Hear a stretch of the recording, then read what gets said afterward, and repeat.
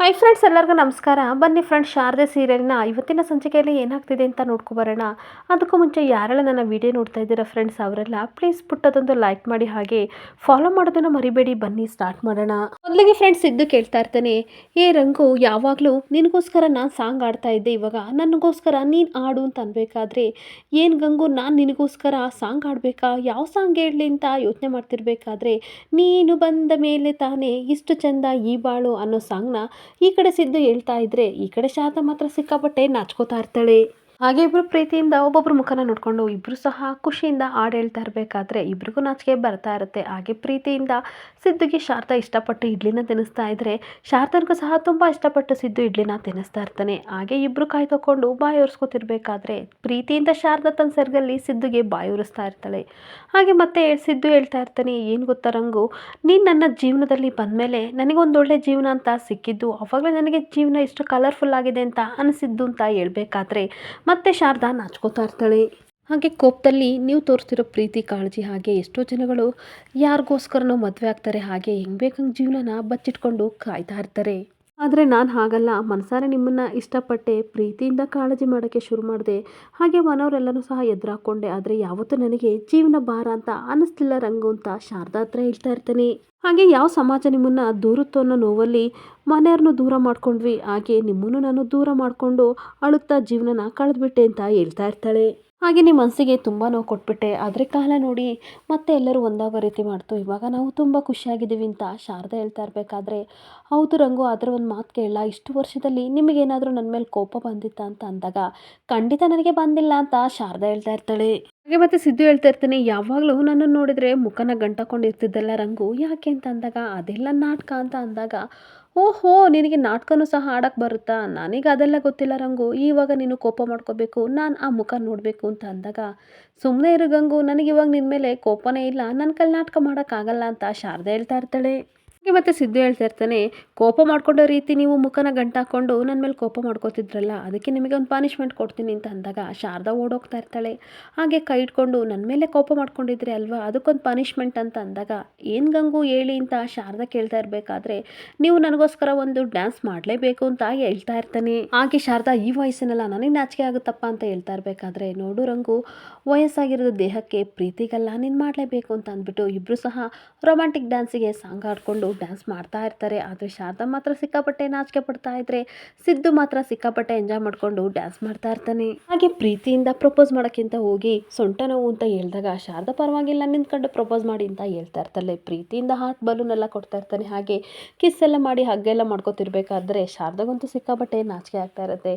ಹಾಗೆ ಕನಸು ಕಾಣ್ತಾ ಕಾಣ್ತಾ ಸಿಹಿ ಆಗಿದೆ, ತುಂಬ ಸಿಹಿ ಸಹ ಆಗಿದೆ ಅಂತ ಹೇಳ್ತಾ ಇರಬೇಕಾದ್ರೆ, ಅಲ್ಲ ಸರ್, ಎಲ್ಲಿ ಕಳೆದು ಹೋಗಿದ್ದೀರಿಯಾ, ಏನಾಯಿತು, ಏನು ಸಿಹಿ ಆಗಿದೆ ಅಂತ ಅಂದಾಗ ಸಿದ್ದು, ಅಯ್ಯೋ, ನಾನು ಇಷ್ಟೊತ್ತಕ ಕಂಡಿದ್ದೆಲ್ಲ ಕನಸ ಅಂತ ಆಶ್ಚರ್ಯ ಪಡ್ತಾ ಇರ್ತಾನೆ. ಹಾಗೆ ಮತ್ತೆ ಸಿದ್ದು ಹೇಳ್ತಾ ಇರ್ತಾನೆ, ಏನು ಗೊತ್ತಾ ಶಾರದವ್ರೆ, ಅಜ್ಜಿ ತಾತ ಕೂತಿದ್ದಾರಲ್ಲ, ಅವ್ರ ಪ್ಲೇಸಲ್ಲಿ ನಾವು ವಯಸ್ಸಾದ್ಮೇಲೆ ಇದೇ ರೀತಿ ಕೂತಿದ್ವೇನೋ ಅನ್ನೋ ಕನಸು ನನಗೆ ಬಿದ್ದಿತ್ತು ಅಂತ ಅಂದಾಗ, ಏನು ಸರ್ ಹೇಳ್ತಾ ಇದ್ದೀರಾ ಅಂತ ಅಂದಾಗ, ಹೌದು ಶಾರದವ್ರೆ, ನನಗೆ ಈ ರೀತಿ ಕನಸು ಬಿದ್ದಿತ್ತು, ನಾವು ಹೀಗೆ ಇರ್ತೀವಲ್ವಾ ಅಂತ ಹೇಳ್ತಾ ಇರ್ತಾನೆ.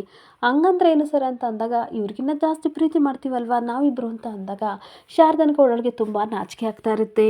ಹಾಗೆ ಶಾರದಾ ತುಂಬ ನಾಚ್ಕೊಂಡು ಹೇಳ್ತಾ ಇರ್ತಾಳೆ, ಏನು ಸರ್ ನಿಂತಲ್ಲೇ ಕಳೆದೋಗ್ಬಿಟ್ಟಿದ್ದೀರಲ್ಲ, ಏನೇನೋ ಕನಸು ಕಾಣ್ತಾ ಇದ್ದೀರಾ ಅಂತ ಅಂದಾಗ, ಹೌದು ಶಾರದವ್ರೆ, ಕೆಲವೊಂದು ಸಲ ಏನು ಅನ್ಸುತ್ತೆ ಗೊತ್ತಾ, ವಾಸ್ತವಗಿನ್ನ ಕಲ್ಪನೆನೇ ತುಂಬ ಚೆನ್ನಾಗಿರುತ್ತೆ ಕಣ್ರಿ ಅಂತ ಹೇಳ್ತಾ ಇರ್ತಾನೆ. ಹಾಗೆ ಶಾರದವ್ರೆ, ನೀವು ನನಗೆ ಪ್ರೀತಿಯಿಂದ ಇಡ್ಲಿ ತಿನ್ನಿಸೋ ರೀತಿ, ನಾನು ನಿಮಗೋಸ್ಕರ ಸಾಂಗ್ ಆಡ್ತಾ ರೀತಿ, ಹಾಗೆ ನೀವು ಡ್ಯಾನ್ಸ್ ಮಾಡೋ ರೀತಿ ಎಲ್ಲ ಕನಸು ಕಾಣ್ತಿದ್ದೆ ಅಂತ ಅಂದಾಗ, ಸಾಕು ಸಾಕು, ನಿಮ್ಮ ಆಸೆ ಮತ್ತು ಕನಸುಗಳಿಗೆ ಮಿತಿನೇ ಇಲ್ಲ, ಅದಕ್ಕೊಂದು ಅರ್ಥನೂ ಇಲ್ಲ ಅಂತ ಅಂದಾಗ, ನಿಮಗೆ ಗೊತ್ತೇ ಇಲ್ಲ, ಸುಮ್ಮನೆ ರೀ ಶಾರದವ್ರೆ, ಎಲ್ಲದಕ್ಕೂ ಒಂದು ಖಂಡಿತ ಅರ್ಥ ಇದ್ದೇ ಇರುತ್ತೆ, ಬೇಕಾದ್ರೆ ಈ ದಿನ ನೆನ್ಪಿಟ್ಕೊಳ್ಳಿ, ನೀವು ನನ್ನ ಪಾರ್ಟ್ನರು, ಇದು ನಮಗೆ ಮೊದಲನೇ ವ್ಯಾಲೆಂಟೈನ್ಸ್ ಡೇ ಆಗಿರ್ಬೋದು, ಇನ್ನು 50 ವರ್ಷ ಆದಮೇಲೆ ನಾವು ಖಂಡಿತ ಈ ಟ್ರಕ್ ಮುಂದೆ ಬಂದೇ ಬರ್ತೀವಿ ಅಂತ ಸಿದ್ದು ಹೇಳ್ತಾ ಇರ್ತಾನೆ. ಹಾಗೆ ನೋಡಿ, ಬೇಕಾದರೆ ನಾವು 60 ವರ್ಷ ಆದಮೇಲೆ ಇದೇ ರೀತಿ ಆರ್ಟ್ ಸಿಂಬಲ್ ಇರೋ ಇಡ್ಲಿ ತಿನ್ಕೊಂಡು ತುಂಬ ಖುಷಿಯಿಂದ ಇರ್ತೀವಿ ಅಂತ ಅಂದಾಗ ಶಾರದನಿಗೆ ತುಂಬ ನಾಚಿಕೆ ಆಗ್ತಾ ಇರುತ್ತೆ. ಹಾಗೆ ಅಜ್ಜಿ ತಾತ ಇಬ್ಬರು ಪ್ರೀತಿಯಿಂದ ಇಡ್ಲಿ ತಿನ್ನೋದನ್ನ ನೋಡಿ ಇವರಿಬ್ಬರು ಸಿಕ್ಕಾಬಟ್ಟೆ ಖುಷಿ ಪಡ್ತಾ ಇರ್ತಾರೆ. ಹಾಗೆ ತಿಂಡಿ ಎಲ್ಲ ಆದಮೇಲೆ ಅವ್ರ ಪ್ಲೇಟೆಲ್ಲ ತೆಗೆದಿಟ್ಟಾದ್ಮೇಲೆ ಅಜ್ಜಿ ಕೇಳ್ತಾ ಇರ್ತಾರೆ, ನಿನ್ನ ಹೆಸರೇನಮ್ಮ ಅಂತ ಅಂದಾಗ ಶಾರದಾ ಅಂತ ಅಂದಾಗ, ನೀವಿಬ್ರು ಗಂಡ ಹೆಂಡತಿ ತಾನೇ ಅಂತ ಅಂದಾಗ ಹೌದು ಅಂತ ಹೇಳ್ತಾ ಇರ್ತಾಳೆ. ನೀವಿಬ್ಬರು ತುಂಬ ಚೆನ್ನಾಗಿ ತಿಂಡಿ ಮಾಡಿದ್ದೀರಾ, ನಿಮ್ಮ ಪ್ರೀತಿನ ತಿಂಡಿಲಿ ಬೆರೆಸಿ ನಮಗೆ ಕೊಟ್ಟಿದ್ರಿ, ನಮಗಂತೂ ಈ ವ್ಯಾಲೆಂಟೈನ್ಸ್ ಡೇನ ಮರೆಯೋಕ್ಕೆ ಆಗಲ್ಲ ಅಂತ ದೊಡ್ಡ ಸರ್ಪ್ರೈಸ್ ಜೊತೆ ಗಿಫ್ಟನ್ನು ಸಹ ಹಾಗೆ ತಿಂಡಿಯಾಗಿ ನನಗೆ ಕೊಟ್ಬಿಟ್ರಿ ಅಂತ ಅಜ್ಜಿ ಹೇಳ್ತಾ ಇರ್ತಾರೆ. ಹಾಗೆ ಮತ್ತೆ ಆ ತಾತ ಹೇಳ್ತಾ ಇರ್ತಾರೆ, ನಿಮ್ಮ ಬಿಸ್ನೆಸ್ ತುಂಬ ಚೆನ್ನಾಗಾಗಲಿ ಅಪ್ಪ, ಒಳ್ಳೇದಾಗಲಿ, ಈಗಷ್ಟೇ ಬಿಸ್ನೆಸ್ ಸ್ಟಾರ್ಟ್ ಮಾಡಿದ್ದೀರಾ ಅನ್ಸುತ್ತೆ, ಒಳ್ಳೇದಾಗುತ್ತೆ ಬಿಡಿ ಅಂತ ಹೇಳ್ತಾ ಇದ್ದರೆ ಅಜ್ಜಿ ಹೇಳ್ತಾ ಇರ್ತಾರೆ, ಈಗಷ್ಟೇ ಮದುವೆ ಆಗಿದ್ದೀರಾ ಅಂತ ಅನಿಸುತ್ತೆ, ಆದರೆ ಒಂದು ನೆನ್ಪಿಟ್ಕೊಳ್ಳಿ, ನಾವು ಕಷ್ಟದಲ್ಲಿದ್ದಾಗ ಬರೋರು ಕೆಲವರು, ಆದರೆ ಸುಖದಲ್ಲಿದ್ದಾಗ ನೂರಾರು ಜನ ಬರ್ತಾರೆ, ಆದರೆ ಏನು ಇಲ್ದಲೇ ಇದ್ದರೂ ಸಹ ಜೊತೆಯಾಗಿರೋದು ಗಂಡ ಹೆಂಡತಿ ಮಾತ್ರ ಅಂತ ಅಂದಾಗ ಅವರಿಬ್ರು ಒಬ್ರ ಮುಖ ಒಬ್ರು ನೋಡ್ಕೋತಾ ಇರ್ತಾರೆ. ಹಾಗೆ ನೋಡ್ರಪ್ಪ, ದಾಂಪತ್ಯದಲ್ಲಿ ಕಷ್ಟ ಸುಖ ಎಲ್ಲ ಬಂದೇ ಬರುತ್ತೆ. ಆ ವ್ಯಕ್ತಿ ಯಾವುದೇ ರೀತಿ ಬದಲಾಗ್ಬೋದು, ಆದರೆ ಎಂಥ ಸಂದರ್ಭ ಬಂದರೂ ಬದಲಾಗ್ತಾನೆ, ಆದರೆ ತನ್ನ ಹೆಂಡತಿನ ಯಾವುದೇ ಸಮಯದಲ್ಲೂ ಬಿಟ್ಕೊಡಲ್ಲ.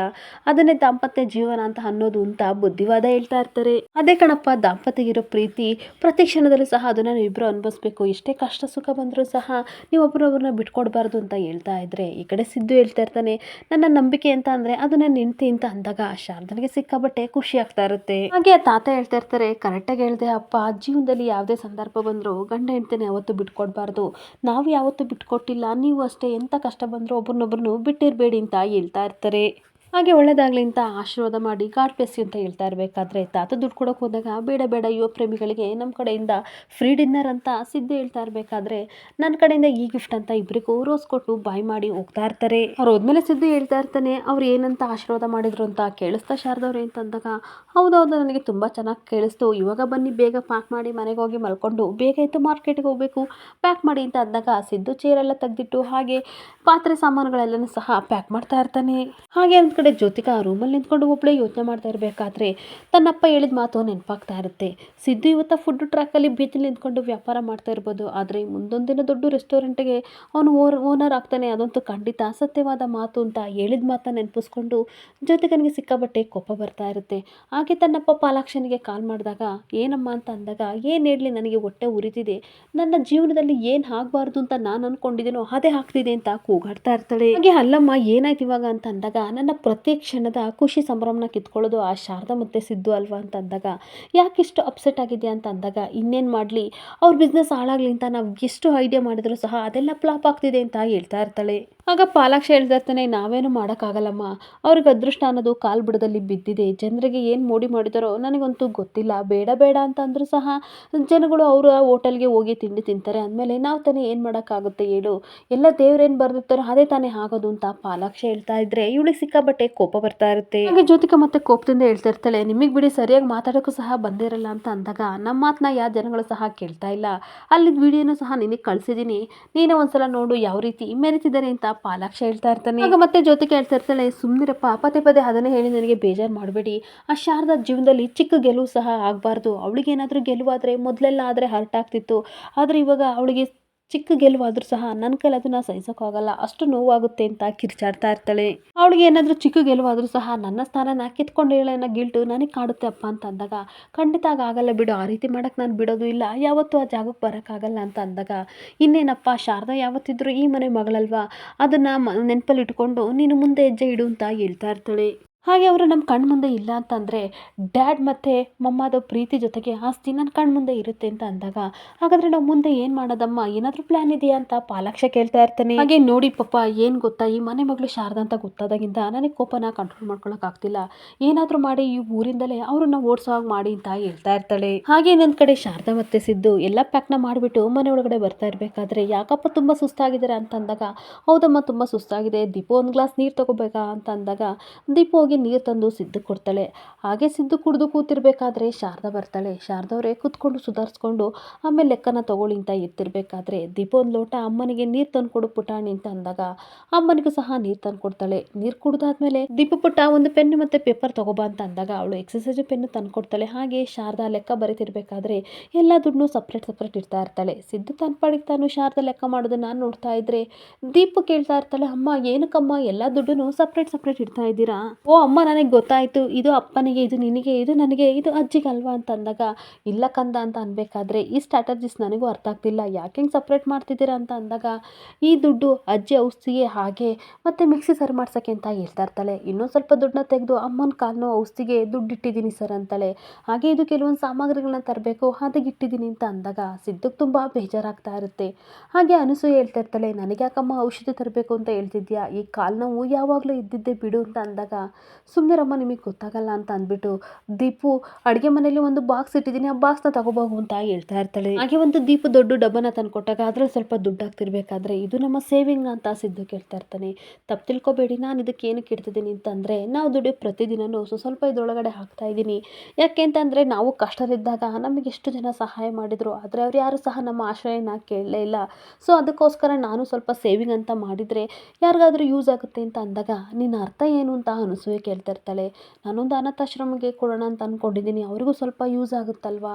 ಎಷ್ಟೋ ಅನಾಥ ಮಕ್ಕಳು ಏನೂ ಇಲ್ದಲೇ ಬದುಕ್ತಾ ಇದ್ದಾರೆ, ನಮ್ಮಿಂದ ಸ್ವಲ್ಪ ಚಿಕ್ಕ ಸಹಾಯ ಆದರೂ ಎಷ್ಟೋ ಒಳ್ಳೆಯದಾಗುತ್ತೆ. ಇದರಿಂದ ನಿಮಗೇನಾದರೂ ಬೇಸರ ಆಗಿದ್ದರೆ ಸಾರಿ ಸರ್ ಅಂತ ಅನ್ಬೇಕಾದ್ರೆ, ಪರವಾಗಿಲ್ಲ ಬಿಡಿ, ಬೇರೆ ಯಾರಾದರೂ ಆಗಿದ್ರೆ ನಮಗೆ ಎಷ್ಟು ಬೆಟ್ಟದಷ್ಟು ಕಷ್ಟ ಇದೆ, ಅದರಲ್ಲಿ ಇನ್ನೊಂದು ಸಮಸ್ಯೆ ಅಂತ ಅಂತಿದ್ರು, ಆದರೆ ನಿಮಗಿರೋ ಸ್ಫೂರ್ತಿ ನನಗೆ ತುಂಬ ಅಂದರೆ ಸಿಕ್ಕಾಪಟ್ಟೆ ಇಷ್ಟ ಆಯಿತು ಅಂತ ಸಿದ್ದು ಹೇಳ್ತಾ ಇರ್ತಾನೆ.